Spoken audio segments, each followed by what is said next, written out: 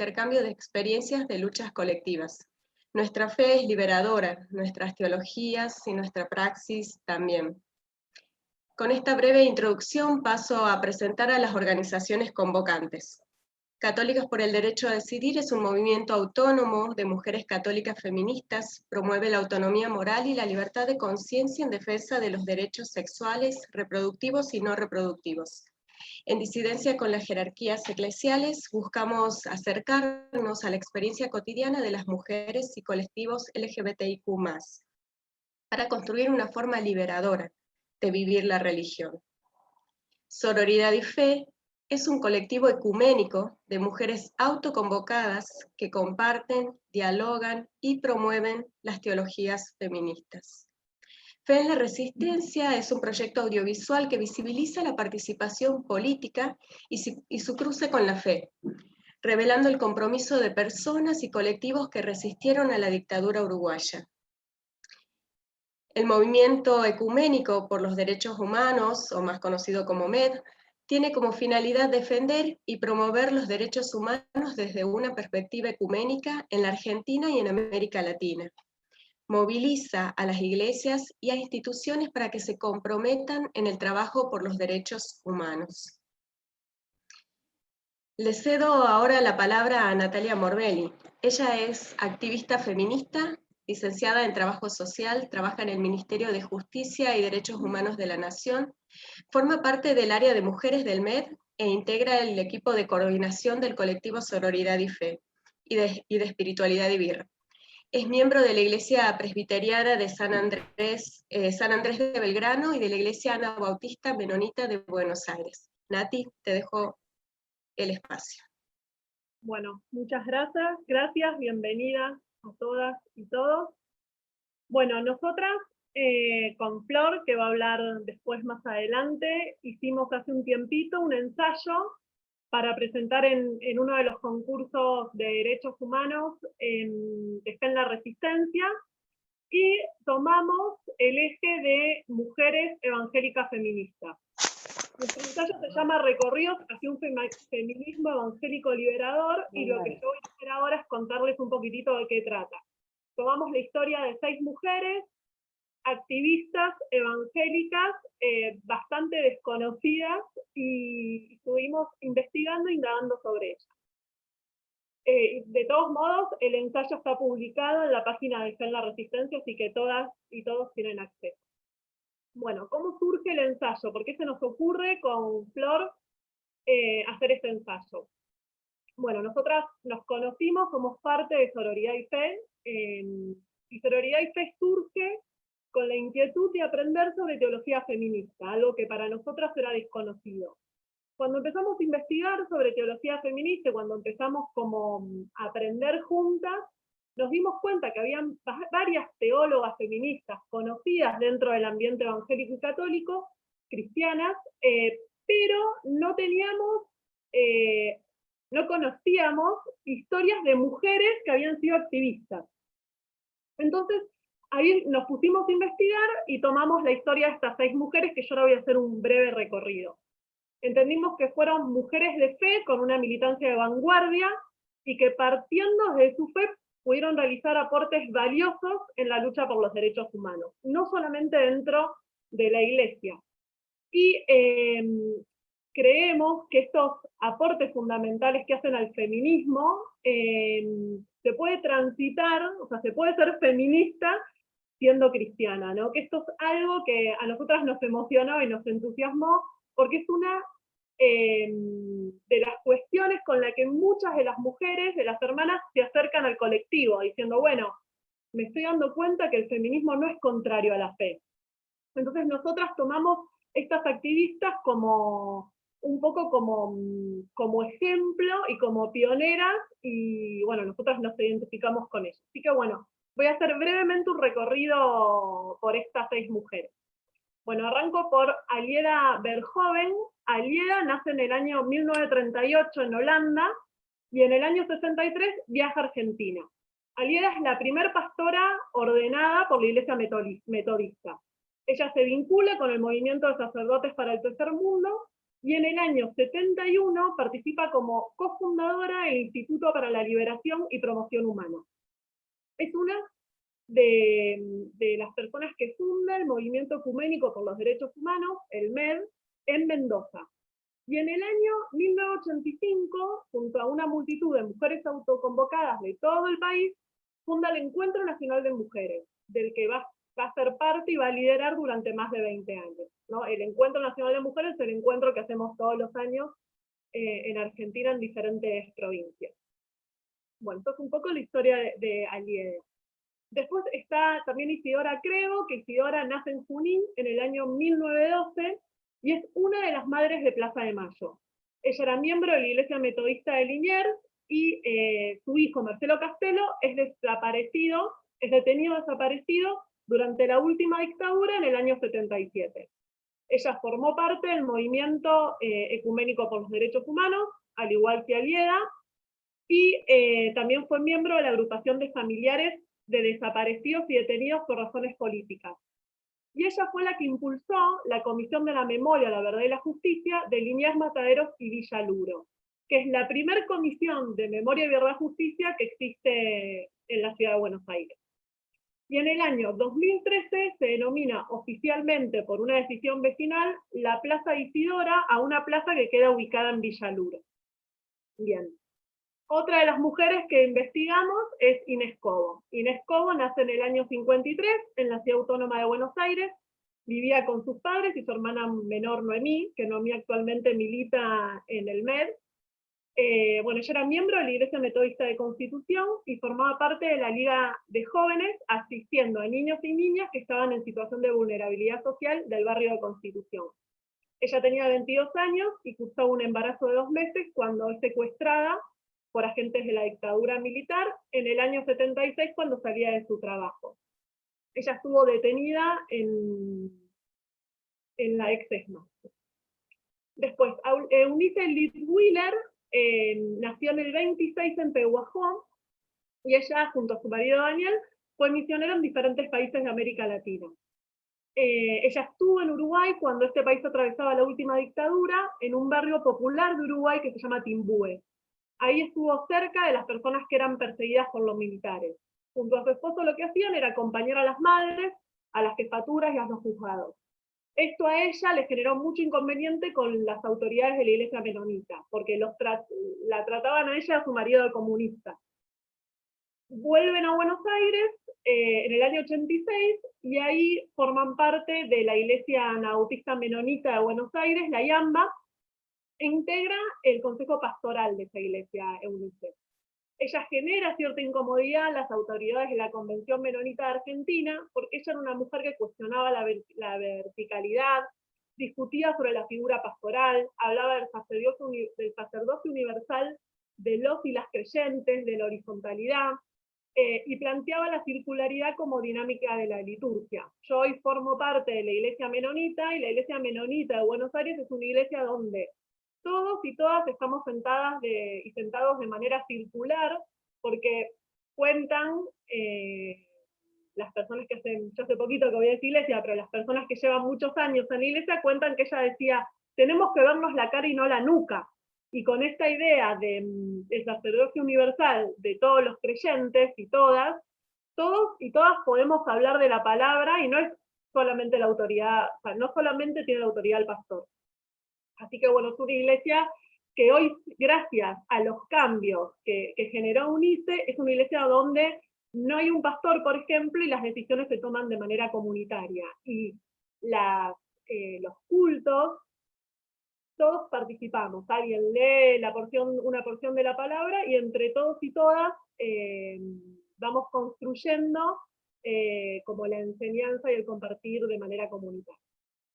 Bueno, otra de las mujeres que tomamos es Jorgelina Lozada. Ella nace en 1906 en Bragado, es miembro de la Iglesia de Discípulos de Cristo, y siendo trabajadora social, lleva una vida con un fuerte compromiso social. En el año 1930, Jorgelina es ordenada como pastora, siendo la primera mujer latinoamericana en recibir esta ordenación.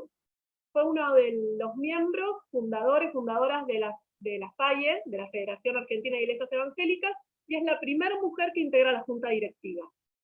La iglesia de Villamitre, de los discípulos de Cristo, que es donde ella participaba, fue precursora en todo lo que tiene que ver con la educación sexual integral, y muy reconocida aún en el ámbito secular. Y ella estuvo muchos años trabajando junto al pastor Parrilla, quien luego tuvo una militancia en la última dictadura. Y después, por último, tomamos a Alice Wood. Alice Wood nace en el año 70 en Canadá, llega en el año 1910 a la ciudad de Gualeguaychú, en Entre Ríos, y ahí pastorea y funda la primera iglesia pentecostal del país. La iglesia pentecostal suele ser como bastante machista, patriarcal y demás, bueno, las iglesias en general, ¿no? Pero ella tuvo como una lucha muy fuerte para hacerse escuchar como mujer, y algo que pasó con ella que es muy llamativo, es que ella funda la primera iglesia pentecostal, forma los primeros pastores pentecostales, y después a ella no le permiten ejercer el pastorado, ¿no? Es llamativo, nosotros nos llamó mucho la atención de ella, y en todos los casos nosotras pudimos hablar con personas que tuvieron acceso directo a estas mujeres. Con Alice, como ella fallece en el año 61 y estaba en Gualeguaychú, no tuvimos la oportunidad de viajar allá, pero sí pudimos, hay una tesis muy interesante de Kathy Griffin que habla sobre ella. A través de esa tesis es que nosotras llegamos a Alice. Bueno, nosotras creemos que estas son historias de mujeres evangélicas que merecen ser conocidas, valoradas y compartidas. Creemos que ellas no solamente fueron activistas pioneras en la lucha por la ampliación de nuestros derechos, sino también que fueron mujeres hermanas que honraron la vida. Una reflexión que surge, ¿no?, en este contexto y en esta charla que tiene que ver con derechos humanos y memoria, es que estas mujeres están invisibilizadas, ¿no? Como de alguna manera ellas están desaparecidas de nuestra historia evangélica y también de nuestra génesis como feministas cristianas. Y es paradójico esto porque muchas de ellas tienen un mayor reconocimiento en el ámbito secular que en el cristiano, ¿no? Alieda, por ejemplo, ha tenido una carpa con su nombre en uno de los últimos encuentros de mujeres. Isidora tiene una plaza. Yo tuve la oportunidad hace 2 años de estar cuando reinauguraron un mural que hay muy lindo en la plaza, y era muy lindo escuchar cómo los vecinos y las vecinas hablaban de ella y de su militancia. Después Jorgelina, por ejemplo, es reconocida dentro de los personajes ilustres de Cava. Mucha de la información que nosotras obtuvimos de Jorgelina es por una revista que salió de Cava con personajes ilustres. Eunice, por ejemplo, hay notas que hablan de ella y de Daniel, su marido, en diarios uruguayos. Entonces con Flor tomamos este tema y quisimos hacer este ensayo porque creemos que es nuestro legado darlas a conocer, entendiendo también que de alguna manera somos las últimas que podemos recolectar información de primera mano. Y algo también, otra reflexión que teníamos con Flor, es que durante muchos años nosotras marchamos con amigos, amigas, el 24 de marzo, por todos y todas los desaparecidos y desaparecidas, pero nunca lo habíamos hecho con nuestra identidad cristiana, ¿no? Como dentro de las iglesias se ha invisibilizado tanto hombres como mujeres que militaron por los derechos humanos y que fueron detenidos y desaparecidos en la última dictadura. Así que bueno, para terminar, quería leer un párrafo que tomamos de un libro de Ivonne Guevara, que es una feminista, una teóloga feminista católica de Brasil. Ella dice así: la historia de la afirmación de la dignidad de las mujeres no comenzó en 1948 con la Declaración Universal de los Derechos Humanos, ni comenzó con el feminismo de los años 60 y 70. La lucha de las mujeres por su propia dignidad es tan vieja como la humanidad. Siempre hubo mujeres quienes por las más diversas razones no consiguieron callar el grito de libertad que les atravesaba el corazón y la garganta. Dejaron que ese grito se hiciera público y sufrieron las consecuencias de sus actos. Se rebelaron de alguna forma contra el sistema jerárquico dominante o el orden establecido, que no les permitía desarrollar su creatividad y su poder. Así que bueno, muchas gracias. Gracias, Nati, muchas gracias por traernos a la memoria a estas mujeres pioneras y referentes de los feminismos cristianos. Y para comentarnos un poco más sobre las invitadas que tenemos en este encuentro, la dejo a la compañera Claudia Costa, integrante del Espacio de las Magdalenas y de Católicas por el Derecho a Decidir. Buenas tardes, compañeras. ¿Cómo están, compañeros? Una alegría y bienvenidos a este espacio. Bueno, y con mucha emoción me toca presentar a las compañeras que nos van a compartir, así como Natalia, con estas historias que nos enriquecen. Voy a presentar en primer lugar a Gladys Leonor Bebi Janke, que nació en Bellavista, Corrientes, el 26 de febrero de 1953.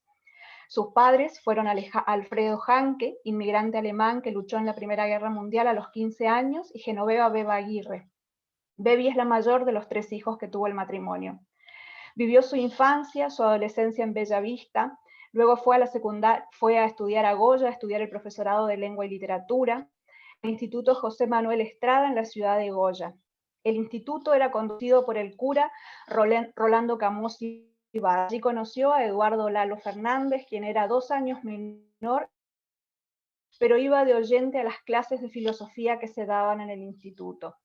Lalo venía de una familia con militancia peronista y comprometida con lo social de la Iglesia. Formaron pareja, casaron en 1975, unidos además por la militancia barrial, junto a los movimientos rurales, la juventud peronista, también influenciados por la impronta del obispo goyano Monseñor Alberto Devoto. Estos asentados en Corrientes, en 1975 comenzado las persecuciones de la dictadura. Bebi queda embarazada, por lo que vuelve a la casa maternal en Bellavista, y Lalo pasa a la clandestinidad.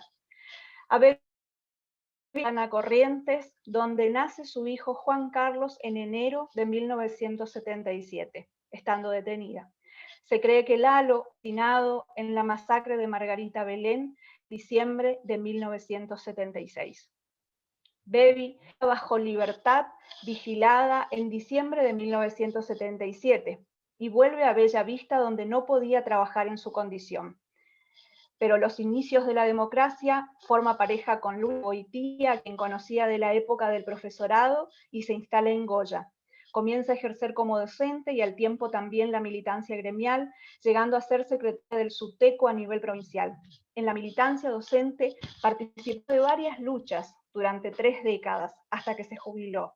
También se integró a MED, Memoria, Derechos Humanos, Solidaridad, organismo que nuclea a ex detenidas, detenidos políticos, militantes sociales en general.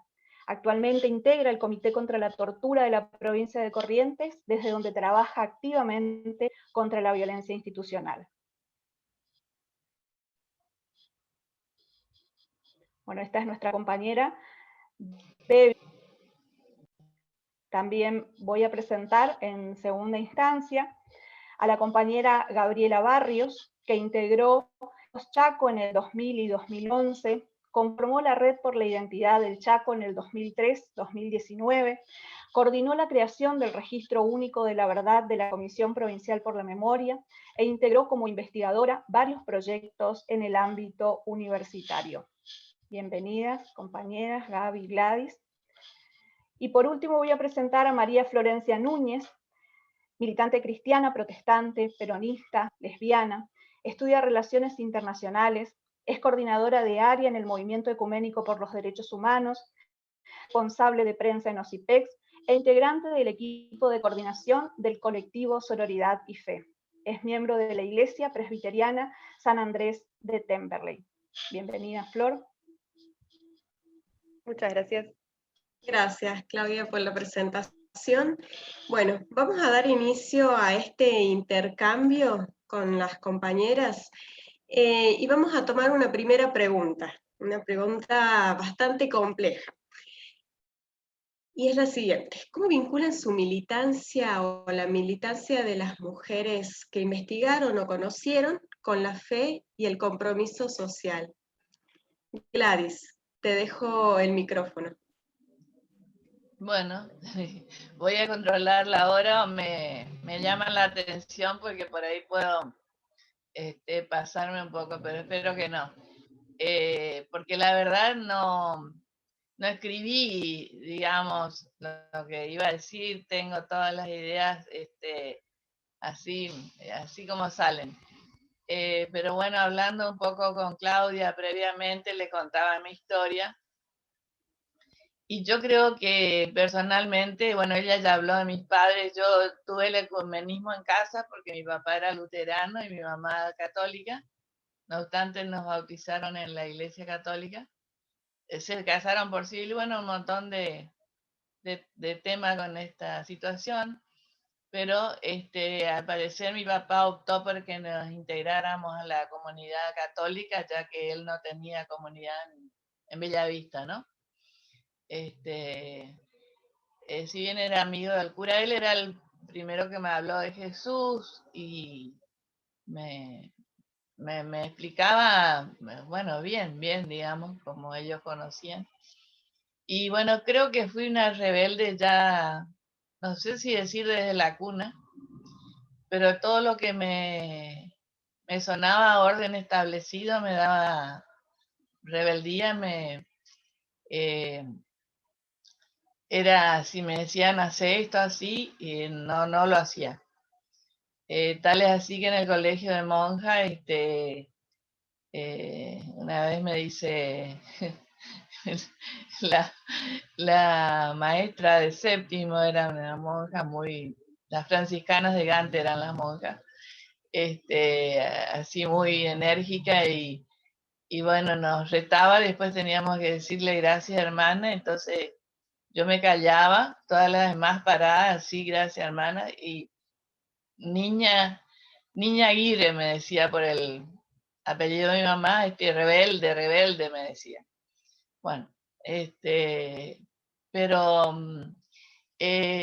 digamos, esta rebeldía y el vivir o esto de haber cursado también los estudios en este colegio me marcó. Al principio yo no quería ir a ese colegio, pero en casa decidieron que sí, porque mi mamá cuando me portaba mal me amenazaba que iba a ir de pupila y yo sabía que tenía que darme a vivir entonces en el colegio y me daba miedo y cuando me dejó el primer día tuve miedo, después vi que salimos y pude ir a mi casa. Pero bueno, se notó una diferencia muy grande entre antes del concilio y después del concilio. Antes del concilio con las misas en latín, que no se entendía nada, con una postura muy autoritaria de la iglesia, y después del concilio, estas hermanas franciscanas toman esta postura de seguir la línea conciliar, nos dan toda una formación, íbamos a dar catequesis a los barrios, nos dan toda una formación hacia lo social también. También podíamos, en las clases que antes eran de religión, se llamaban encuentro, entonces se cambió de nombre, y podíamos hacer un buzón de preguntas, casi siempre preguntábamos sobre el sexo, la virginidad, etcétera. ¿No es cierto? Porque entonces era la virginidad antes del matrimonio y todas esas cosas. Ver una madre soltera era un escándalo. Recuerdo que íbamos a misa y había una señora que era divorciada y decían, ahí está la divorciada, todos se daban vuelta a mirar, o nos dábamos vuelta a mirar, pero no tenía nada de raro esta señora. Es decir, la mentalidad de un pueblo, ¿no? Y bueno, después hago un seminario de catequesis en Formosa, un mes en el 69, en enero, febrero, y ahí se me dio vuelta la cabeza totalmente porque me hizo acordar Natalia cuando contaba cómo hacen las reuniones. Convivimos en el colegio de Santa Isabel, sacerdotes, monjas, catequistas, laicos, laicas, éramos más de 100 y la celebración a la tardecita era así, tipo un ágape y con la palabra compartida, era como estar, bueno, sentados en nuestra casa charlando. Era en el patio del colegio.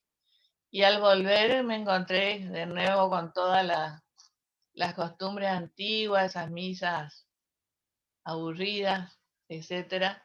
La verdad que me hizo un shock. Al año siguiente mi mamá, como vio que me quedé bastante mal, no me dejó participar más, pero esa primera participación fue decisiva. Se habló mucho de Medellín, de la realidad latinoamericana. Después vengo a seguir el profesorado en Goya y ya en Formosa había conocido a Monseñor Devoto y el Instituto Estrada dependía del obispado. En el obispado estaba Monseñor Devoto, que yo diría que era feminista ya de por sí. Tenía sus ideas muy, muy claras sobre muchas cosas y muy revolucionarias. La sociedad goyana, una parte lo amaba y otra parte era capaz de sacarlo del medio, que se vio en la dictadura, ¿no? Trataron de atentar incluso contra su vida. Y ahí sí el compromiso, la iglesia comprometida en todas las materias, además.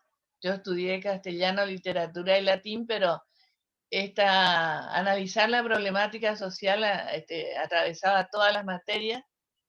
En pedagogía veíamos a Freire, con educación liberadora y la pedagogía del oprimido. Y filosofía, bueno, las problemáticas, sobre todo basadas en la filosofía existencial, las existencialistas, el aquí y el ahora, bueno, y cómo transformar, habían seminarios anuales en el instituto con políticos, sindicalistas, por allí pasaron Frondizi, Sueldo, Abelardo Ramos, Alfonsín, como políticos, pero también una formación sindical que nos lleva a formar después el primer sindicato docente que ya buscaba adherirse a la CETERA. Es decir, en este sentido, Goya, con el impulso de Monseñor Devoto, fue pionera, ¿no? Bueno, me avisan si me paso. Y bueno, se viene la represión. Él forma a las maestras rurales como animadora de sus comunidades, ahí surgen las ligas. Acá estuvieron en Perugorría la hermana Alice Domón, Katy, que trabajaba a la par con los tabacaleros, andaba a caballo, fumaba. Esto lo dice Yvonne Pierron en su libro. Hay una película muy interesante también. Es decir, también estas religiosas, digamos que tomaron la posta de, no sé si el feminismo, pero de protagonismo de la mujer. Y las franciscanas de Gante también dejaron los hábitos largos, hasta usaban ruleros. Había sido que ellas usaban un seudónimo, es decir, un nombre religioso que no era su nombre, volvieron a sus verdaderos nombres. Es decir, yo viví todos estos cambios, incluso desde el instituto una monja que era profesora de metafísica, entrada de punta en blanco, era de las carmelitas, finalmente se casa con un integrante de las ligas agrarias, así que después ya iba de batón, ojotas y con un perro, tanto que antes entraba de punta en blanco, ¿no? Y tuvieron 4 hijos, así que yo viví todos estos cambios muy fuertes, que coincidían, por supuesto, con toda esta cosa que yo buscaba y después la militancia política, porque la injusticia Claro. sí me revelaba, me sigue revelando. Y bueno, no Claro. sé, más o menos esta es mi historia. No nos cuestionábamos tanto la cuestión de género porque nos preocupaba más la realidad social, eran épocas de dictadura, así Claro. que nos preocupaba esa falta de libertad y demás, ¿no es cierto? Pero evidentemente al militar junto a nuestros compañeros y correr los mismos riesgos, ya estábamos tomando un protagonismo que lo tomábamos, nomás nadie nos ofrecía. Así que, al contrario, a veces con mucha oposición de familiares y algunas mujeres con la de sus mismos compañeros, ¿no? pero Claro. como yo era muy testaruda, incluso con mi segundo compañero, una vez que me cuestionó que me dedicaba tanto al gremio, le dije, si tengo que optar por mi militancia o mi pareja, opto por la militancia. Y bueno, me planteé así. Y bueno, esto es más o menos Gracias, en Gladys. síntesis. Muchísimas gracias, Gladys. Gracias por tu testimonio. Vamos a pasar a la compañera Gaby. Gaby, te repito la pregunta. Bueno, dale. ¿Cómo vincula tu militancia o la militancia de las mujeres que investigaste o conociste con la fe y el compromiso social, Gladys? Perdón, Gabriela. Sí, sí. Voy a contar un poco más el trabajo de las otras mujeres vinculado a, bueno, al periodo que estamos haciendo memoria, que es la última dictadura militar, y un poco para, en consonancia con lo que contaba Gladys como su experiencia de vida, en mi caso, cómo miré la vida de otras mujeres en esta región. Y muchas de las cosas que dijo Gladys tienen que ver con que efectivamente para nuestra región, estamos hablando del norte de Argentina, el NEA en particular, yo diría el norte santafesino, Corrientes, Chaco, Formosa inclusive, la participación de la Iglesia Católica, que es lo que conozco, fue base de los movimientos sociales que en algunas instancias optaron por la lucha armada y otras que no, ¿no? No solamente el movimiento tercermundista, que sí, en nuestra región hubo sacerdotes y monjas vinculados al movimiento, los curas franceses en el caso del Chaco, la monja Guillermina, que es una de las historias que voy a tratar de presentarles, sino también, y es lo que por ahí es como, o para nosotros, era como más raro, yo diría, la juventud de la Acción Católica y todo el movimiento rural católico que nace de la Acción Católica. Eso, y un poco lo que da lugar a lo que fue el desarrollo de las ligas agrarias en esta zona, en Corrientes, muy vinculado, su nacimiento en Goya, como contaba ella, con Monseñor Devoto, y en el caso del Chaco, mucho más vinculado al centro de la provincia, desde Saespeña, que es la zona más rural para la década del 70, y que genera, y tenemos muchos testimonios de esto, ¿no? De que la opción era la opción religiosa. La opción por los pobres era vivida desde como militancia religiosa. Después se transforma, ya a principios de los 70, en una organización, en la opción o no por la organización política, que en nuestro caso, el caso del Chaco, va a tener como varias ramas, algunos van a ser parte de lo que se llamó el peronismo revolucionario, o la FAP, las Fuerzas Armadas Peronistas, entrado en los 70, la opción por Montoneros, pero no inicialmente, y que va a constituirse, digamos, en otros desarrollos, y a partir de ahí también todo lo que tuvo que ver con la persecución y la represión ilegal en la zona, el terrorismo de Estado, ¿no? En el caso de las mujeres, bueno, también como decía Gladys, en mi caso en particular, yo me sumo a hijos en el año 2000, hijos Chaco, y ya estaba conformado, y yo ya era grande, digamos, ya estaba formada, soy trabajadora social, ya estaba, en ese momento tenía una beca de investigación de CONICET, y al sumarme a la militancia, lo que veía era qué aportar desde lo que yo sabía hacer, digamos, ¿no? Y saber hacer, de lo que sabía era investigar, y mi primera desesperación tuvo que ver con esto de que los nombres que conocíamos no tenían historia, eran nombres de personas, y en particular eran nombres de hombres. Y no había, estaban muy vinculados solamente a la masacre de Margarita Belén, y no había historia atrás de esos casi eslogan, digamos, ¿no? De nombres nada más. Entonces empezamos a trabajar desde la militancia en la reconstrucción de la lista de desaparecidos vinculados al Chaco, y ahí aparecen las historias de las mujeres desaparecidas, y que en varios de esos casos tienen que ver con su militancia y su opción desde la opción religiosa, ¿no? Habían venido al Chaco y habían aportado desde la acción católica, ¿no? Y desde sobre todo la juventud católica rural. Y en ese sentido me parece que es importante. No sé si es importante en este momento nombrar cada una de esas historias, pero sí me parece que es sumamente relevante lo que a nosotras mismas nos pasó cuando empezamos a investigar, es que las vinculábamos a sus compañeros, la esposa de. Y primero no tenían historia, el nombre propio, sino que eran las esposas de esos compañeros que eran más conocidos, porque eran chaqueños, porque eran más conocidos, porque alguien los nombró mucho más. Y recién después cuando empezamos a reconstruir cada una de esas historias de manera, una por una, digamos, pudimos reconocer que su opción militante era anterior a su opción de pareja. Ellas eran militantes, ellas habían optado por venir al Chaco, ellas habían desarrollado su propia militancia, que es la que consideramos está más visible en este momento, pero aún no está difundida, sigue siendo invisibilizada, aunque la hayamos puesto ya en un papel, digamos, y haber registrado esa historia.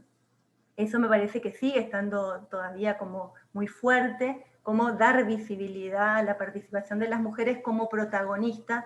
Como decía Bebi, también me pareció súper importante que quizás no estaba discutiéndose en ese momento si era o no feminista, ¿no? Si la opción era por el cambio social, y eso era lo central, pero que claramente en la memoria ese protagonismo quedó invisibilizado también en la década del 70. En eso, bueno, las historias que quería por ahí nombrar, como había dicho Natalia, hay una en particular, que son una religiosa en esta zona, que es la monja Guillermina, que para el 68 viene al Chaco, y viene al Chaco a trabajar en la zona de lo que hoy seguimos llamando el impenetrable chaqueño, Nueva Pompeya. En ese momento era Monte Cerrado, y ella hace toda una ruptura para lo que era la imagen de las religiosas en ese momento. De hecho, es la monja que andaba armada, digamos, una monja brava, bravísima, sola en el medio del monte, y logra trabajar ahí con los primeros, yo diría, más excluidos del sistema social actual, que es las comunidades indígenas, ¿no? En nuestra provincia. Ahí con los huichí, con las comunidades huichí, y empieza a trabajar en esa zona y a pelear básicamente. Es perseguida por la dictadura, pero su pelea es anterior, es por las dictaduras económicas, ¿no? Es por los poderes económicos en la región, y con lo que hoy está absolutamente instalado, que es la deforestación y la explotación de la madera. Ella empieza a pelear con eso y empieza a organizar a las comunidades huichí en una cooperativa, la primer cooperativa indígena que aparece en esa zona. Bueno, Guillermina ya en el 73, 74 empieza a ser perseguida y se exilia, deja los hábitos y no fue desaparecida por la dictadura, vuelve con la democracia y ya se instala en otra zona del país, en Mendoza, de donde era originaria su pareja en realidad, y bueno, y este trabajo queda ahí plasmado. Con Guillermina habían venido otras mujeres desde la fe religiosa, no monjas, pero sí que habían optado por ir al monte con ellas, maestras jóvenes, que después, bueno, hacen pareja en esta zona y que también fueron desaparecidas, ya vinculadas al movimiento de ligas agrarias. Así me parece que, bueno, que hay muchas historias donde el compromiso de fe, en realidad la motivación inicial tenía que ver con pensar la fe desde la igualdad y la lucha contra la injusticia, ¿no? Gracias, Gaby, sí, efectivamente. Efectivamente es así. Paso ahora la pregunta a las compañeras de Sororidad y Fe. Nati, ¿nos querés comentar algo al respecto? Sí, yo quiero ser breve con esto, algo que me quedé pensando en cuanto a vincular la militancia con la fe y el compromiso social. Me parece que las mujeres que mencionamos en el ensayo, también como las que trajeron Gladys y Gabriela, lo que estuvieron contando, me parece que son mujeres que realmente le entendieron el corazón del Evangelio, ¿no? Como que todas tuvieron un fuerte compromiso social, que en definitiva un fuerte compromiso social es un compromiso con los derechos humanos. Como que son mujeres donde la doctrina se ajusta a las realidades, y no las realidades a la doctrina. Yo algo que pienso mucho es que no sé qué nos pasó, sobre todo a los evangélicos y evangélicas, que asociamos el predicar las buenas nuevas del evangelio con la oración de fe, acepto a Jesús como mi salvador, renuncio a todo pecado, bla, bla, y salvar las almas del infierno. Cuando en realidad Jesús fue un activista social, un militante de derechos humanos. Hay un libro que está buenísimo del MED, del Movimiento Ecuménico por los Derechos Humanos, que lo que hace es toma los artículos de la Declaración Universal de los Derechos Humanos, lo conecta con versículos y con historias de activistas cristianos de derechos humanos, donde ahí te muestra cómo en realidad la Biblia, sobre todo, en realidad más que la Biblia diría yo, el Evangelio, la vida de Jesús, una vida en defensa de los derechos humanos. Y la verdad que yo creo también que si Jesús hoy estuviera acá, no hablaría de las 4 leyes espirituales o estaría con un megáfono en las plazas hablando sobre los 7 jinetes del Apocalipsis o mostrando la película como Ladrón en la Noche, que creo que aquellas personas que la hemos visto trata de la segunda venida, es muy patética, es muy triste, sino que le estaría predicando seguramente sobre los 30 artículos de la Declaración Universal de los Derechos Humanos, ¿no? Y de igual manera con las niñeces, yo creo que no estaría con el librito sin palabras o de colores, sino que le hablaría a los niños, las niñas, de la Convención de los Derechos de Niños, Niñas y Adolescentes, y de la ESI, seguramente. Así que bueno, yo tengo como que me quedé pensando en eso y que también seguramente Jesús hablaría en inclusivo. Así que bueno, por ahí es medio hereje lo que digo, pero es algo que siento, pienso y que lo hemos hablado también con Flor. Gracias. Gracias, Nati. Gracias, bastante potente. Efectivamente, es así. Bien. Compañeras, quienes están por el Zoom, quienes están viéndonos a través de la transmisión directa en Facebook, pueden ir dejando sus preguntas en los chats. Y sobre la segunda parte de este conversatorio vamos a retomar esas preguntas, así se las transmitimos a las compañeras que están exponiendo hoy acá. Y continúo con una segunda pregunta. ¿Qué conexión encuentran con las causas que motorizaron ustedes en su momento y que actualmente motoriza el feminismo o los feminismos y el colectivo LGBTIQ+ cristiano? Gladys, ¿querés comenzar con la intervención?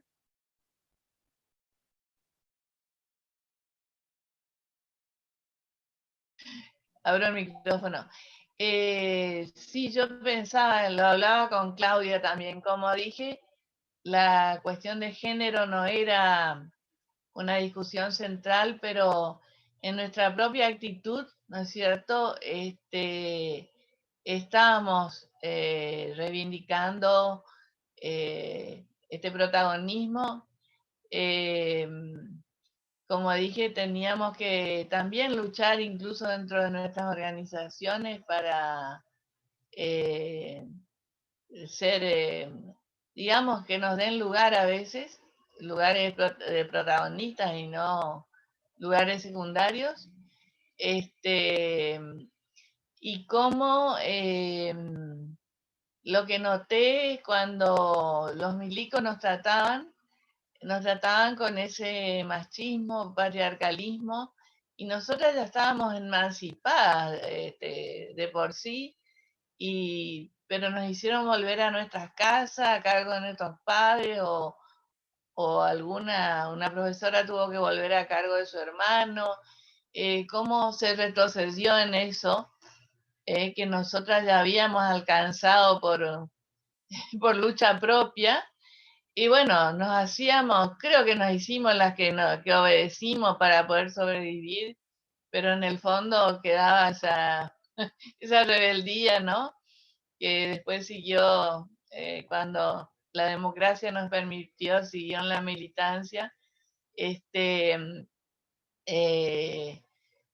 No sé, a veces eran pequeños gestos, como digo, hasta caseros, respuesta a los padres, ¿no es cierto? Que el varón, el hermano varón por ahí tenía ciertos privilegios, no tenía el privilegio entre comillas, o la mamá al varón no le iba a exigir barrer la pieza bueno, lavar los platos, bueno, sí, nosotras, o ya de por sí nos sentíamos obligadas y bueno, todo esto, yo, por ejemplo, lo iba teniendo muy en cuenta y para mí no cerraba, ¿no es cierto?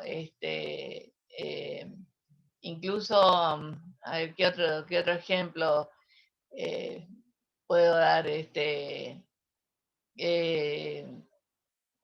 Antes no, si una mujer era soltera y tenía un hijo soltera, ya no la dejaban trabajar de docente, por ejemplo. Eh, Recuerdo lo que pasó con Alfonsina Storni. Bueno, como soy de literatura, me identifico por ahí con las escritoras, que tuvo su hijo soltera y bueno, fue rechazada en trabajos, en la sociedad. Y entonces yo siempre me sentía más del lado de las rechazadas o las prostitutas, ¿no es cierto? Esa crítica, yo decía, bueno, qué hipócritas que son los hombres que las critican a ellas, pero recurren a ellas. Y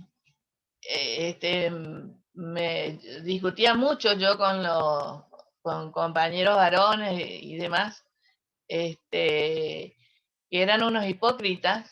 Estaba siempre del lado de ellas, incluso discutía con mis mismas compañeras que bueno, que sí, que tienen que existir, porque sí, porque... Y bueno, yo no me sumaba a ese fatalismo, digamos, ¿no?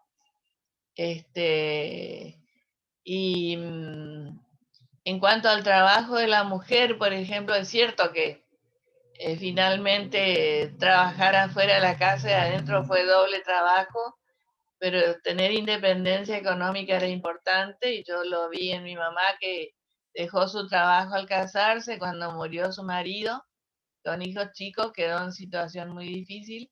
Entonces yo misma me propuse estudiar y tener trabajo sí o sí e independencia económica. No depender ni aunque tuviera un marido, decía yo, el príncipe de Inglaterra, yo iba a tener mi dinero. Bueno, esos serían más que nada los sentimientos reivindicatorios, así, ¿no es cierto? El poder tener esa independencia económica, social, que no nos critiquen o que nos exijan llegar virgen al matrimonio y a ellos no, porque en esa época era así. Y bueno, Gracias. en cuanto a la diversidad sexual, como te digo, no se hablaba, casi no. La verdad no teníamos tiempo de discutir sobre eso, pero sí estaban los prejuicios respecto a los que se sabían que tenían otra, digamos, elección sexual, ¿no es cierto? Que no se podían manifestar mucho porque la sociedad los estigmatizaba, pero bueno, los prejuicios que existían como siempre, el tal por cual o la tal por cual, eh, así que, pero bueno, no era eso lo que yo discutía principalmente, sino la independencia que pudiera tener para no depender de un hombre. Claro. Y Bien. también eso era lo que un poco tratábamos de hacer trabajando con las mujeres de los barrios, para que ellas fueran independientes, no tuvieran que estar eh, dependiendo ni sometiéndose a los maltratos incluso de un hombre. Y respecto a lo que decía Gabriela de las mujeres en las ligas y demás, de Goya hay varias desaparecidas también. Delicia Rodríguez, que era una maestra rural y estaba con las ligas, fue al Chaco. Así que esa sí está dentro de las, ¿cómo es? De las víctimas de Margarita Belén y otras que fueron también militantes desaparecidas, pero eran estudiantes o, bueno, ya profesionales, ¿no? Hay 5 o 6 desaparecidas goyanas. Así que, Acá sí reconstruimos la historia de ellas y creo que las hicimos en un pie de igualdad con los varones. No sé, de entrada ya digamos, hicimos todas las historias por igual. Bueno, no me quiero Gracias, exceder, Gladys. así que dejo la palabra. Gracias, Gladys. ¿Te pasamos la palabra a Gaby? Yo creo que hay como continuidades y rupturas, y las dos cosas en este tema, desde la década del 70 ahora, en este tema yo creo que es cómo hacemos memoria sobre lo que nos pasó, que ese es el eje, y que vinculado a la continuidad de las luchas, para mí sigue estando muy presente el trabajo que hizo Abuelas de Plaza de Mayo con Botín de Guerra, que hace una conexión que tiene que ver cómo el terrorismo de Estado en realidad lo que busca es la ruptura y la lucha contra las identidades diversas. O sea, ellos lo plantean desde el inicio, que el primer gran terrorismo y genocidio fue a los pueblos indígenas, y me parece que eso sigue estando muy presente si lo leemos en términos de construcción de identidades diferentes. Como la tendencia sigue siendo la homogeneidad fuertemente, hay una manera de ser, y que esa es la lucha que se continúa, es la ruptura contra ese estilo homogeneizador, digamos, ¿no? No puede ser que solamente una forma de vivir, una creencia, una forma de pensar, una estructura social sea la única posible, donde lo que rompemos son las opciones de los distintos colectivos. En el caso nuestro eso está muy presente.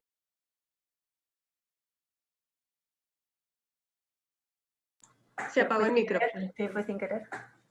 Con las identidades vinculadas, las identidades étnicas, ¿no? Los 3 pueblos indígenas que habitan el Chaco y que siguen siendo muy, muy segregados, más allá de que hay mucho marco legal nuevo que otorga derechos o que recompone derechos, sería en realidad, pero me parece que eso viene pasando, ha pasado durante la dictadura con el colectivo LGTB, con las mujeres, creo que inclusive los relatos sobre los procesos represivos, las torturas, los cuerpos de las mujeres no eran solamente reprimir a la mujer, sino que seguían siendo usados como cuerpos de otro varón al que había que atacar, y por eso se atacaba a la mujer también. Me parece que en muchos casos el patriarcado continúa y la lucha va para ese lado. En términos estatales me parece que la continuidad tiene que ver con eso, con poder reforzar las luchas por el respeto a las identidades diversas. Y esa diversidad no es solamente sexual, no es solamente de género, es también cultural, es política, es religiosa. Creo que el catolicismo viene de una larga historia, después de ser perseguido el cristianismo, de imponerse en la institucionalidad y perseguir a otros. Entonces eso también, cómo revisamos esa memoria tan conflictiva dentro de nuestras propias opciones, ¿no? El propio peronismo y sus contradicciones, o sea, cómo hacemos para tener memoria de los procesos que son contradictorios, que no son nunca armoniosos, que son esa mirada que hacemos hoy desde el pasado y que siempre buscamos romantizar el pasado de alguna manera según la posición subjetiva por la que optamos, ¿no? Me parece que esa es como la lucha, inclusive para los organismos de derechos humanos, que no podemos romantizar hacia atrás. Tenemos que poder aprender a ver distinto y no repetir los errores de presentar una memoria como hegemónica nuevamente, ¿no? Sino de poder hacer el ejercicio de tener memorias diversas, ¿no? De saber que es en plural las memorias.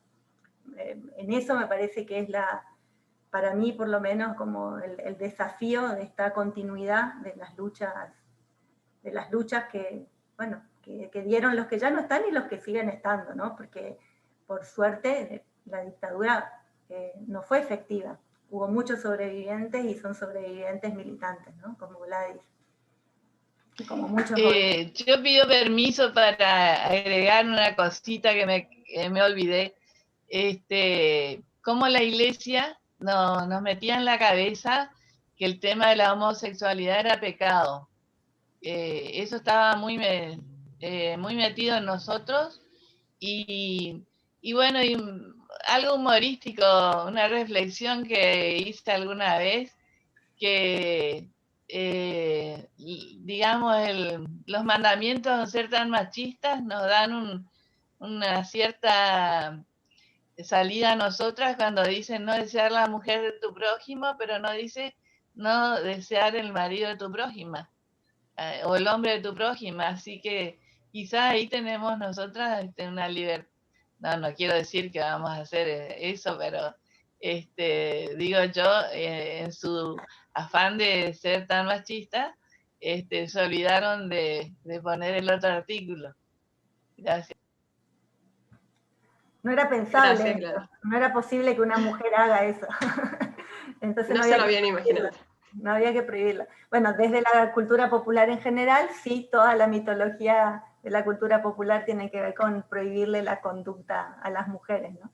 Pero bueno, es otra arista en realidad de esto, me fui de tema. Pero bueno, ahí yo cerraría un poco lo que quería aportar en este sentido. Me parece, vuelvo a insistir, que me parece que la construcción identitaria, las formas de su reproducción, las formas de respetar la diversidad identitaria es lo que es el eje de continuidad de las luchas, ¿no? Gracias, Gaby. Muchas gracias también a Gladys por lo que nos deja pensando, ¿no? Y para seguir profundizando en esta segunda pregunta sobre los vínculos o las consecuencias de las luchas de nuestras antecesoras en los movimientos feministas, Flor nos va a dirigir unas breves palabras, unas reflexiones. Flor, te dejo el micrófono. Gracias, Nati. Bueno, para poder pensar un poquito en la continuidad de la lucha, ¿no? Por lo menos con Nati fuimos a los recorridos de mujeres y también de lesbianas, por lo menos en este ensayo, y me gustaría recuperar el nombre de Alieda para poder hacerle algunas preguntas a su recorrido y también pensar juntos cuál es la comisión, para decirlo en términos evangélicos, que nos compete a nosotros. Las preguntas que les invito a hacer al recorrido de Alieda son las siguientes. ¿Por qué nos catalogan hoy como grupos peligrosos a los colectivos feministas, al igual que a los compañeros que militaron en la última dictadura cívico-militar? ¿Por qué el ataque sistemático a la comunidad LGTBIQ+, por parte de los fundamentalismos religiosos? ¿Con quiénes es la continuidad de la lucha por los oprimidos de este tiempo? ¿Y cuál es la continuidad de la lucha por los derechos humanos en Argentina y en los espacios cristianos? Para esto les comparto algunos aspectos de la vida de Alieda, primera pastora ordenada en la Iglesia Metodista, como nos contaba Natalia, quien abogó por la construcción política popular en medio de un golpe de Estado, formando operadores y operadoras sociales en el territorio y juntándose a reflexionar con compañeros y compañeras como Julio López sobre la situación política, social y económica del país en ese momento. Entonces, entendiendo el quehacer político como una herramienta de transformación social, en tiempos donde la transformación tenía precio de sangre. Esto me lleva a pensar que tanto ella y ellas como nosotros, colectivos feministas, siempre fuimos catalogados de esta manera, no por nuestra fe, sino por las obras organizadas de nuestra fe. No es casualidad que en su búsqueda por Mauricio López, por ejemplo, creara la regional en Mendoza del Movimiento Ecuménico por los Derechos Humanos. En este sentido, los órdenes conservadores y fundamentalistas en su cara religiosa suelen tenerle bastante temor, resquemor, incomodidad a la palabra ecumenismo, por lo revolucionario que puede resultar que personas con distintas expresiones de fe converjan en una misma práctica para la liberación de los oprimidos de cada momento histórico. Esto último me lleva a repensar también con quiénes es la lucha. Y estoy segura que no es únicamente, aunque sí es un buen punto de partida, con quienes compartimos una fe. Por eso también es importante recuperar el trabajo de militancia de Alieda dentro de espacios que no eran religiosos, como el que nos contó Natalia, nos contó Nati, que Alieda desarrolló como coordinadora en el tercer Encuentro Nacional de Mujeres, y también formó parte de la conformación del Encuentro Nacional de Mujeres, así que eso también para poder resaltar. En este punto, donde la fe, como les cuento, es permeada por la realidad, no solamente propia, sino también colectiva, en las agrupaciones donde ya no se ven los lugares desde donde se construye como espacios seculares y eclesiásticos, sino como un gran tejido de vínculos que trabaja co-creando nuevas realidades más amorosas y respetuosas. Sin embargo, como mencionaba antes, el fundamentalismo en sus tres caras operó y opera contra nuestros derechos. Si el capitalismo en este sentido es la cara económica del fundamentalismo, y si el neoliberalismo es la cara política del fundamentalismo, como desarrolla Nancy Cardoso, con dos tareas concretas, que es pensar económicamente en clave de ganancias monetarias de unos pocos, independientemente del desarrollo espiritual y material de los pueblos, y en políticas o no políticas para que ese curso no sea interrumpido. Podemos deducir que el aspecto religioso del fundamentalismo sin duda tiene la tarea de sostener la estructura social para que estas dos primeras se perpetúen, que es algo que la compañera recién un poquito mencionaba con respecto a las identidades, ¿no? A querer homogenizar todo el tiempo a una misma identidad, y en ese homogenizar, perseguir, torturar. Entonces el aspecto religioso del fundamentalismo, como les decía, tiene esta tarea, básicamente, y no solamente sosteniendo la heterosexualidad y la monogamia, ¿no? Pensándolo en términos obligatorios, como la única relación en términos sexuales habilitada, sino que también la jerarquiza, es decir, la determina como la más importante, por sobre cualquier otro vínculo. Y sobre esto, si bien yo como lesbiana sería más normal que haga foco en la relación de Alieda con otras lesbianas, el foco lo voy a hacer en cómo ella entendía que existía una mayor potencialidad en las amistades que en cualquier vínculo sexoafectivo. En este caso, prefiero citarla para que la puedan escuchar directamente a ella. Siempre, ella menciona en una entrevista que le realiza: siempre he tenido amigas en muchos lados con muy buen intercambio y acompañamiento. La amistad prácticamente siempre ha tejido a partir de intereses comunes o de influencias comunes, de apuestas a una tarea creativa, o si no, a nivel afectivo. Y en otro apartado, hablando de su compañera, amiga de vínculo sexoafectivo lésbico, comentaba, la cual denota también sus preguntas filosóficas, ¿no? Ella responde, le consultan si estaba contenta con que se iba a reencontrar con esta compañera que les mencionaba, y ella responde, sí, más vale. Si hemos vivido juntas, hemos hecho todo juntas. Nos conocemos hace más de 40 años. Ella vino acá en el 62, saca una caja con sus diarios de época y me muestra, comenta el que la entrevista. Esto lo ha hecho Lynn, agosto del 67, junio del 68. Entonces ella me da esto a la despedida. Es como un diario de todas las huevadas que hacíamos juntas mientras estábamos allá. ¿Qué es la amistad? ¿Qué es el verdadero amor?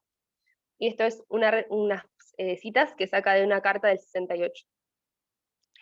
Bueno, para ir cerrando, por este motivo, el ataque sistemático al colectivo LGTBIQ+, y por este motivo, la persecución y la tortura a compañeros del colectivo que nos seguimos identificando con la fe cristiana en, por ejemplo, centros de conversión gay, identificados así patriarcalmente, porque también hay lesbianas, bisexuales, pansexuales, que son llevados a esos centros de conversión por agrupaciones fundamentalistas y antiderechos. Y bueno, y por este motivo también la urgencia de organizarse en espacios ecuménicos, feministas, y de militar en conjunto con organizaciones políticas, barriales y sindicales, para una verdadera transformación social que nos permita vivir libres. Hoy la Gran Comisión tiene la cara de las mujeres lesbianas, gays, bisexuales, travestis, trans, pansexuales, etc., de los pueblos originarios y los pueblos incendiados del sur por las empresas inmobiliarias y sojeras. Y la lucha de esta gran comisión es desde el antiespecismo, es desde el ecofeminismo y es desde entramados vinculares mucho más amplios y mucho más conscientes, como nos muestra Alieda en sus palabras en la última entrevista que les comentaba. Gracias. Muchísimas gracias, Flor. Acá llegan los aplausos. Impresionante la intervención. Muchas gracias, Flor. Compañeras, tenemos algunas preguntas que nos fueron llegando a las redes o a través de los chats. Se las voy a ir pasando en esta segunda o ya casi el último tramo del encuentro. Una es para Gaby. ¿Qué fue de la vida de Guillermina al volver a Mendoza?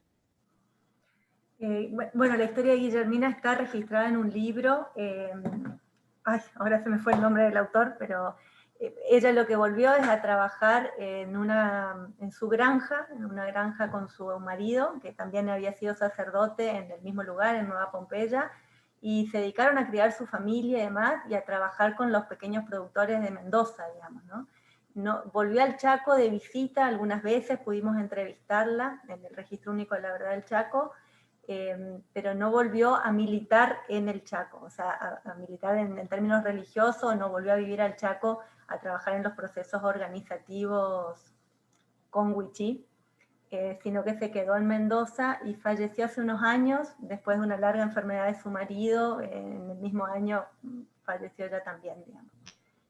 Trabajó en esa zona con pequeños productores, ya no con la relevancia de lo que había hecho. ¿Relevancia en qué sentido? En el sentido de dedicarle la vida completa a la militancia, ¿no? Y a las organizaciones con población indígena. Ahora me va a salir el nombre y les voy a poder dar, está dentro de La Iglesia Militante, ese libro que se ha escrito, una de las historias es la de Guillermina Hagen. Gracias, Gaby. Bueno, Vale pasaremos decir luego también que la historia de Guillermina es de las historias, de las memorias que hay, que son contradictorias. Hay quienes la aman y hay quienes la odian, y hay memorias que no son solamente no la odian solo los intereses económicos, sino que también era una monja muy brava, era una persona de un carácter muy fuerte, y también hubo otras opciones que no fue sumarse a la lucha política, y que desarrollaron otro trabajo social en la zona, y que también habían sido ex sacerdotes y que se ubicaron en la zona del impenetrable. Y bueno, en este momento otra parte de mi trabajo es trabajar con esas memorias, ¿no? Las memorias del otro impenetrable. Por eso también planteo que hacer memoria es hacerse cargo de las contradicciones de las memorias, ¿no? Exacto, Gaby. Muy buen punto, sí. Y llegó otra pregunta. Bueno, quedamos pendientes del nombre del libro, eso sí. Vamos, les debemos el nombre del libro, ya nos va a Ahí salir. está en el chat, lo acaba de poner Ángeles Méndez, otra compañera. Bien, perfecto, gracias, gracias Ángeles. Cristo Revolucionario. Sí. Ahí está, gracias. Ángeles. Y paso a otra pregunta que puede ser para Flor o para Nati. ¿Cuál es la relación entre ESI y la iglesia o quizás las iglesias? Bueno, relación no muy buena, eso seguro de base. No, bueno, obviamente la iglesia es muy genérico, pero o sea, somos conscientes de que las iglesias, las escuelas, perdón, que pertenecen a iglesias católicas, también las escuelas que pertenecen a iglesias evangélicas, han tenido un serio problema en la implementación correcta de la ESI. Y bueno, por lo menos lo que nosotras desde el colectivo de Sororidad y Fe estamos trabajando hace un tiempito es en un proyecto para que justamente pueda llegar formación en género a las iglesias, y empezando obviamente por las iglesias en las cuales ya militamos y tenemos compañeros y compañeras que están dispuestas a poder formarse en materia de géneros, adaptando por ejemplo la ley Micaela para que quienes conforman la iglesia sepan cómo abordar situaciones de violencia de género, sepan identificar una situación de abuso, puedan tener sus protocolos sus protocolos propios, así que en ese sentido, por lo menos el trabajo desde Sororidad y Fe, este último tiempo, estamos justamente en eso, armando un proyecto para acercar la ESI, acercar la formación en género, en diversidad también, a las iglesias, porque entendemos que desde las iglesias también se educa, y también se forman conciencias, también se forman ciudadanías. Entonces, desde ese lugar y desde ese aporte estamos trabajando nosotros.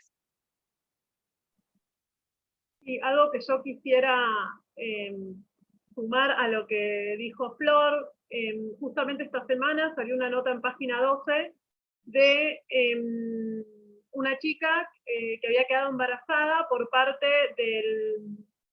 de su maestro de escuela dominical, ¿no? De la iglesia evangélica.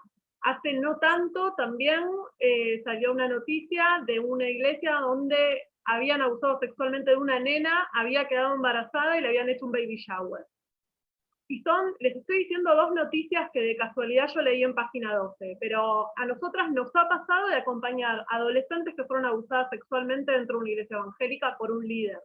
Entonces, hay una relación directa en lo que es ESI, por lo menos así lo consideramos nosotros, y yo lo pienso más que nada en estos casos concretos y en mujeres que nos hemos sentado y hemos hablado y que han sufrido abusos dentro de las iglesias, sobre todo dentro de ámbitos como es la escuela dominical, ¿no? Donde vos donde se da como una cuestión asimétrica de poder, ¿no? Y donde el padre, la madre, deja muy tranquilo o tranquila a su hijo o hija en ese ámbito, porque creemos que estas cosas dentro de la iglesia no pasan. Entonces, es muy necesario que la ESI esté dentro de las iglesias.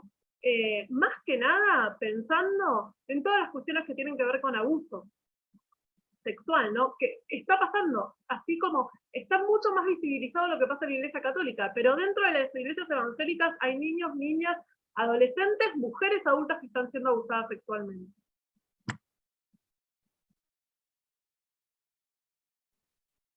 Gracias, compañeras. Otra pregunta que nos llega es desde Ecumenismo sin cartera. Preguntan, acerca de la importancia del ecumenismo. ¿Se siente que se puede aunar, las luchas, o cuál fue su experiencia? Cuentan que son un colectivo de mujeres cristianas evangélicas, algunas de ellas familiares de personas que sufrieron la dictadura en Chile. ¿Qué les parece, compañera? Quizás también pueda ir para Sororidad y Fe, con esta identidad ecuménica, o con el movimiento ecuménico también. Claro, estaba pensando en el MED y en Sororidad y Fe. El MED, cuando se crea de manera ecuménica, como que hubieron cosas, esto por lo que nos han contado, ¿no? Porque yo no soy muy joven, no estaba en esa época, pero lo que nos han contado es que hay diferencias que tienen que ver entre lo católico y lo evangélico que se corren y que se entiende que hay un mismo Dios y que hay una misma lucha, en este caso en el MED, con la defensa de los derechos humanos, ¿no? En el caso de Sororidad y Fe, la verdad es que el colectivo, la experiencia que hemos tenido ha sido muy enriquecedora. Nosotras laburamos codo a codo con las chicas de Católicas por el Derecho a Decidir, con las mujeres de Tepali, y ha sido muy fructífera. Pero no nos ponemos a discutir la Virgen sí, la Virgen no, los sacramentos sí, los sacramentos no. Entendemos que eso, así como tenemos diferencias con otras denominaciones evangélicas. De hecho, yo me siento mucho más a gusto y en concordancia y en común con ciertas iglesias católicas o con el movimiento de los sacerdotes del tercer mundo, con los curas en opción por los pobres o con los curas villeros, que con denominaciones evangélicas, ¿no? Entonces me parece que eso enriquece, me parece que es sumamente posible, inclusive dentro de otras espiritualidades, ¿no? También nosotras hemos tenido contacto con mujeres musulmanas, con mujeres judías, entonces creemos que hay algo que es más importante que ciertas diferencias, y entendemos que la espiritualidad subjetiva y que la relación personal con Dios también tiene que ver con esto. La forma que yo tengo de relacionarme con Dios difiere de la forma que tiene Flor, siendo ella también evangélica, y yendo también a una iglesia presbiteriana, a la que tiene Nati, que es católica, a la que tiene otra gente de mi misma iglesia, ¿no? Así que me parece que, sobre todo los evangélicos, hemos sido como inculcadas en esto de que la Iglesia Católica es Satanás, más o menos, ¿no? Y la verdad que nos han puesto muchas cosas que no están buenas, mucha caca en la cabeza, lo voy a decir de esta manera, por ser un poco más polite, y no es así, y la verdad que yo no noto diferencia cuando nos juntamos con las chicas católicas, de Católicas por el Derecho a Decidir, o católicas, no noto diferencia a la hora de compartir nuestras vivencias, nuestra espiritualidad, nuestra historia de vida, nuestras militancias. En lo más Agrego algo a esto.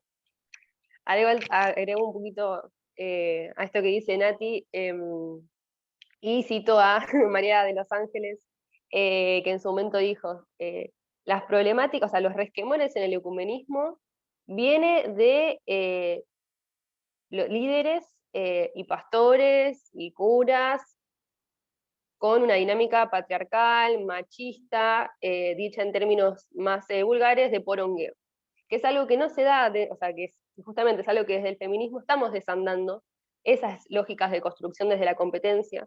Entonces, no es casualidad que en Sororidad y Fe, y en Católicas por el Derecho a Decidir, y en la red de Tepali, podamos construir desde el ecumenismo y podamos construir con agendas en común concretas, con actividades concretas, con proyectos concretos, sin estar pensando en quién sale en la foto, quién no sale en la foto, quién se lleva el rédito de... No son dinámicas que se dan en estos espacios porque son dinámicas netamente patriarcales. Eso solito. Gracias, Flor. Y tenemos una última pregunta aquí, quizás, bueno, la que quiera agarrar esta pregunta, porque creo que quizás involucra casi todas. ¿Cómo era la militancia de las mujeres del movimiento ecuménico en los años 70, con respecto a los liderazgos en relación a sus compañeros varones? ¿Había competencia? ¿Costaba llegar a lugares de conducción? ¿O era reconocida en función de las condiciones que tenían las mujeres? Creo que Gaby nos había comentado algo al respecto. Sí, hay dos cuestiones. Había, no sé, claramente en el movimiento ecuménico yo no he trabajado esos procesos organizativos, especialmente desde mi tarea más de investigación, pero sí en las narraciones en cuanto a los procesos de las organizaciones sociales y políticas. Las mujeres participaban y eran protagonistas de diversos procesos que yo creo después no fueron de relevancia en los registros, pero no que en el momento no hayan tenido estar a la par del hombre, digamos, ¿no? No fue así ya en la opción por las organizaciones armadas. Me parece que en eso tanto el centralismo porteño como el patriarcado fue mucho más evidente en la estructura más militar, digamos. Pero no es que tengamos en ese sentido como un registro hecho más sistemático como para poder hacerle una afirmación. Por ahí más de los registros de memoria siguen apareciendo mucho esto de las mujeres como compañeras de los hombres en sus opciones, sobre todo en el pase a la clandestinidad y demás. En cuanto a la etapa previa de organizaciones sociales, yo creo que sí, ahí había un momento de efervescencia de las mujeres en la conducción, digamos, de distintos procesos, ¿no?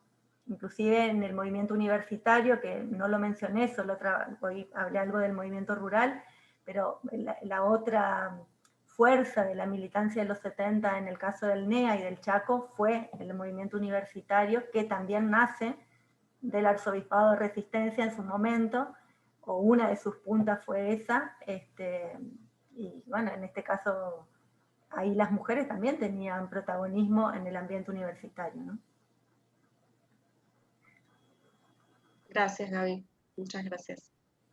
Les leo un comentario y bueno, que va un poco también en línea con lo que estuvimos charlando, un poco de resumen de este conversatorio. María Teresa Bocio, o la Queca, como le decimos, nos escribe: gracias por el espacio, nuestra historia es parte de este presente. Traer estas mujeres y sus luchas nos permite comprender y entender que el feminismo siempre estuvo presente, más allá de que en ese momento no estuviera conceptualizado de esa manera. Un poco de lo que nos va quedando de este encuentro. Quiero pasarle, ya estamos casi sobre la hora, un momento el compañero Nicolás Iglesias, de uno de los espacios que convocan a este encuentro de Fe en la Resistencia, nos quería hacer una invitación. Nico, te dejo el micrófono. Sí, buenas noches. Bueno, felicitar el hermoso panel que las compañeras nos han regalado. Fue la verdad un placer escuchar. Primero recordar el artículo que Florencia y Natalia Morbe escribieron tan bonito sobre el compromiso de las mujeres evangélicas en la resistencia. Está ahí disponible y lo pongo ahora en el chat de nuevo para que lo puedan leer y compartir. Y después en la página también de Fe en la Resistencia está el documental para aquellas y aquellos que no lo han podido ver. Y después de Semana Santa va a haber un ciclo también de encuentros sobre iglesia, memoria y dictadura, dirigido por hermanos y hermanas de Brasil, organizado por distintos organismos ecuménicos de Brasil, un ciclo de conversatorios sobre esta misma línea de memoria y resistencia, y también con unas investigaciones sobre el rol de las cristianas en la resistencia a la dictadura de Brasil. Así que a partir del 13 de abril va a estar ese ciclo y lo van a poder también ver ahí en la página de Fe en la Resistencia. Y una alegría, junto con Solidaridad y Fe, con el MED y Católicas por el Derecho a Decidir, organizar esta actividad. Y bueno, eso nomás. Y que tengan una bendecida, una buena Semana Santa en medio de este contexto difícil que nos toca pasar en Argentina, en Uruguay y en toda la América Latina y el mundo. Eso nomás. Muchas gracias. Gracias, Nico. Gracias por la Yo invitación. quería decir algo breve, Nati, respecto al libro que un par me escribieron, que es este, del MED, que es, ahí se ve, ¿no? Convergencias. Es de distribución gratuita, es este que yo les comentaba que tiene uno de los artículos de la Declaración Universal de los Derechos Humanos, con versículos y con historias de militancia de derechos humanos cristianas. Es de libre, o sea, no tiene un valor, es de distribución gratuita, hay un montón de estos libros, yo dejo mi mail, en mi casa tengo un montón, así que podemos coordinar el envío, que lo vengan a buscar, no tengo problema, y en el MED también podemos arreglar que por ahí les resulta más cómodo, que está en el centro. Yo dejé ahí mi mail, que es natimorbe, nati@gmail.com. Así que pueden escribir porque hay un montón de ejemplares y estaría buenísimo que lo tengan. Eso nomás, gracias.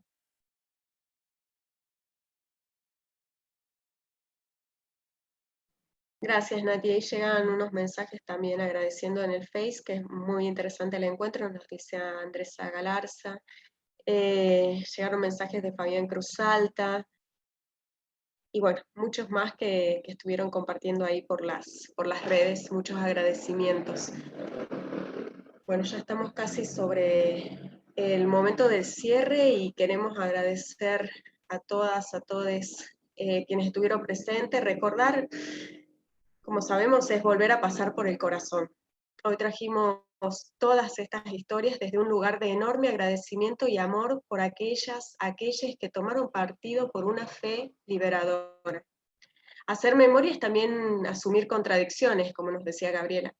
Con esos desafíos y con esas tensiones seguimos caminando y creciendo en el compromiso.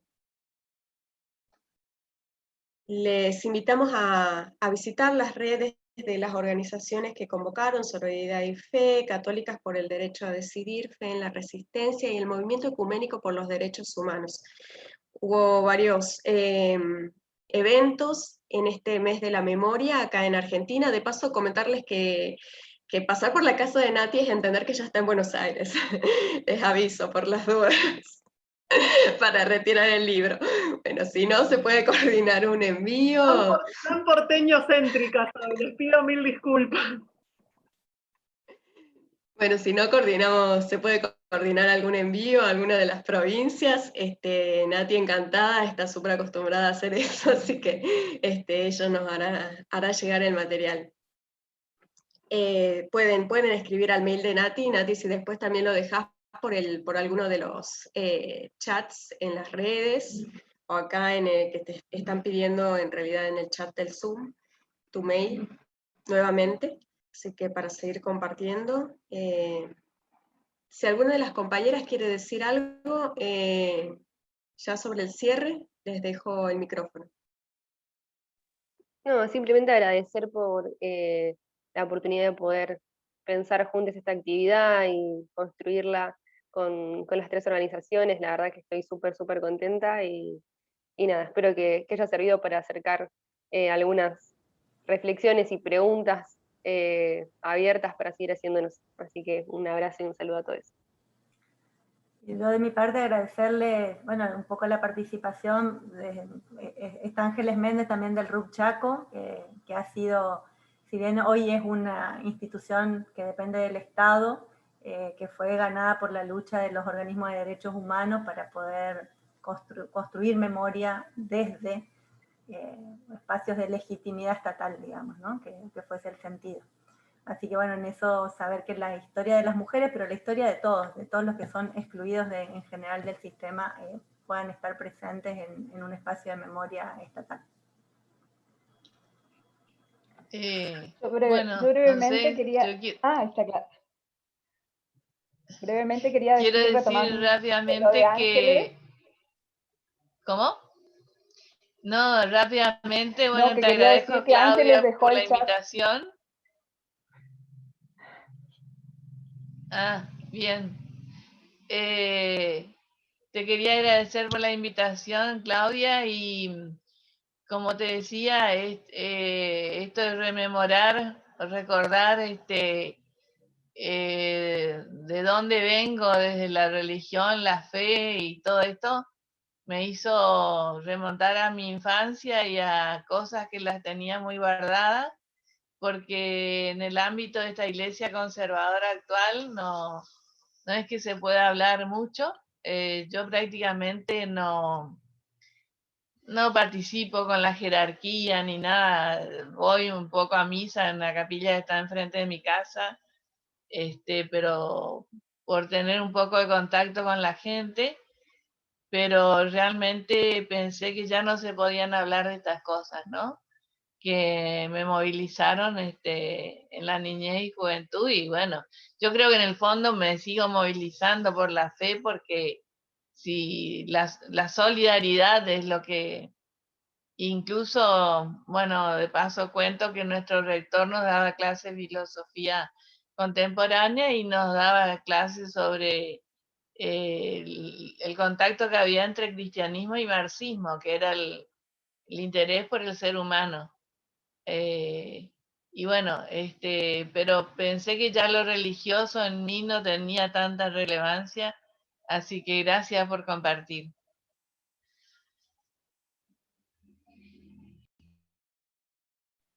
Muchas Bueno, gracias, yo también agradezco por el espacio, por todo. Siempre es hermoso hacer cosas con las chicas de católicas, con el MED y bueno, obviamente con Nico y está en la Resistencia. Y bueno, y tenemos como ese desafío con Flor y con todas. Ninguna de las dos somos investigadoras, nada que ver. Nos mandamos más de querusa y de inquietas y de querer saber, de curiosas, ¿no? Y me parece que el desafío es para todas, de seguir visibilizando a las mujeres que nos precedieron, que muchas sin saber que eran feministas nos defendieron y tuvieron un montón de actitudes y de luchas feministas. Entonces, que esto es algo, un llamado para todas, que es necesario hacerlo, que es como un legado que tenemos que dejar, me parece a mí, y bueno, y como que esta es agradecer por todas las que militaron, por todas las que pusieron el cuerpo, y nosotras tenemos que hacer valer eso y recordarlo a las futuras generaciones, y a las futuras generaciones, y a las futuras, y marchar todos los 24 con nuestra identidad cristiana, por las mujeres y por los varones, hermanos y hermanas en la fe, que dejaron su vida militando. Eso nomás. Muchas gracias, Nati. Bien. Estamos entonces. Muchísimas gracias a todas las personas que nos estuvieron mirando por Facebook.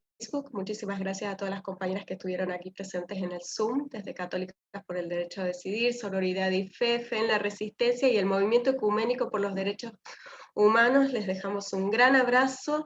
Seguimos compartiendo con ustedes a través de las redes, seguimos en contacto, nos pueden escribir a cualquiera de nuestras redes sociales. Bien, muy buenas noches y bueno, hasta la próxima, compañeras, compañeros y compañeros. Un abrazo grande.